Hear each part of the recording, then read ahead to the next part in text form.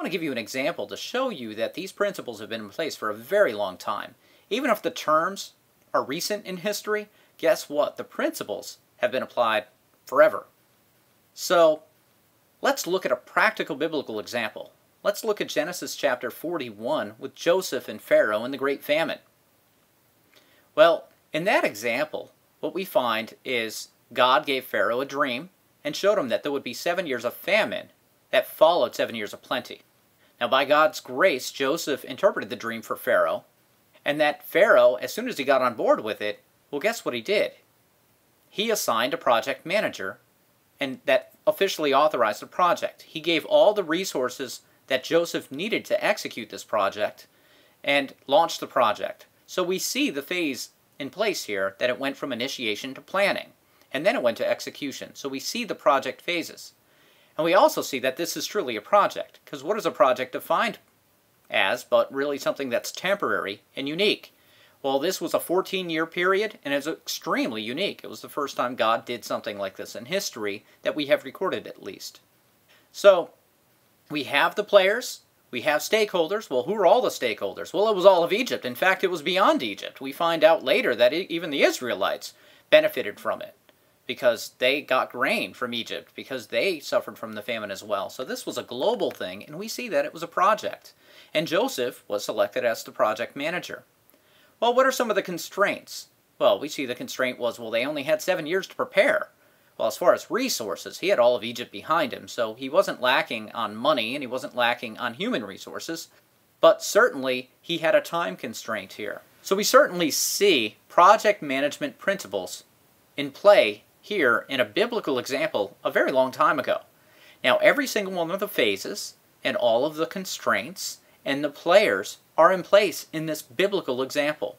They executed this as a normal project using modern project management principles. Well, we didn't make up these principles. All we did is document them. These are practical, very methodical principles that have been in place for a very long time. You initiate a project, then you plan it, then you execute it, and then you close it. And this is how you do project management, and it's been done this way for millennium. Now, the work breakdown structure is presented in a parent-child outline type format. Here's an example. This is a real practical example because I want you to remember how this works. This is an example of a work breakdown structure for a Christian family. Now, if you itemize the activities in a Christian family, they can be summed up in 4 main categories. Working for the kingdom, that is serving the Lord, family-related activities, rest, which includes sleep, vacations, and the Sabbath, and then you have work. Now, work can be further broken down into work for income, actually making money to pay the bills, school, education is work, home management is work. Now, home management can be further broken down into meal preparation, property maintenance, childcare, cleaning, and I'm sure you can think of more. Now, cleaning can be broken down into different categories. You have cleaning the floors, vacuuming the carpets, dishes, dusting, laundry, windows, linens, bathrooms, and then you can break down bathrooms even further. Now, I think we've exceeded the 8 to 80 rule with this example, but I just want you to understand how you take something big and you break it down into something small. Now, the reason you do this is because it's easy to estimate when you have small things. When you have big things, it's nearly impossible to estimate. So that's why you prepare a work breakdown structure. I want to introduce a practical example that we can carry through to the rest of this project management training to hopefully bring these concepts home for you. Now, with threats, you have 4 options. The first is to mitigate the risk. That means to decrease the risk to an acceptable level. If taking a particular course of action has a risk associated with it, and to mitigate it, you can either apply more resources or choose another option, and that reduces the risk. That would be mitigating it. And the acceptable level is the residual risk. That's what you're willing to accept. And that is governed by the stakeholder risk tolerance. How much risk are they willing to take? Now, avoidance is eliminating the risk altogether, choosing an alternative path. Acceptance is just going with it, living with the risk. Transference is shifting the risk to a third party. Now, in life, We make decisions every day using these 4 options of managing threats in our life.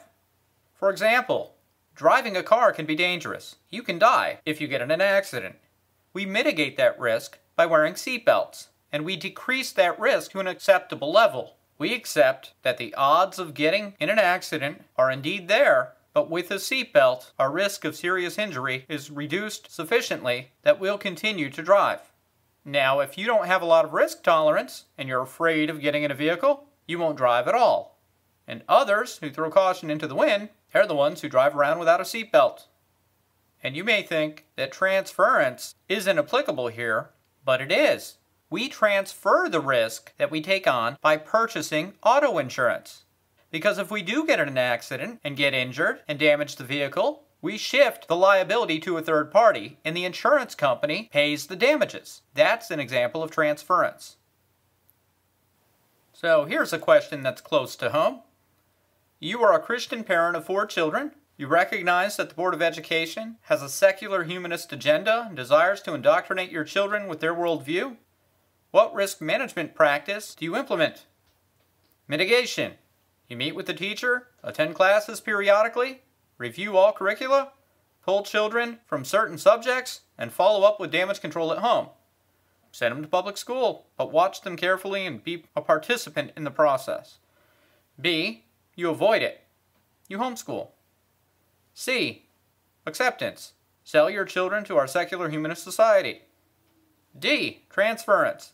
Send them to a Christian school.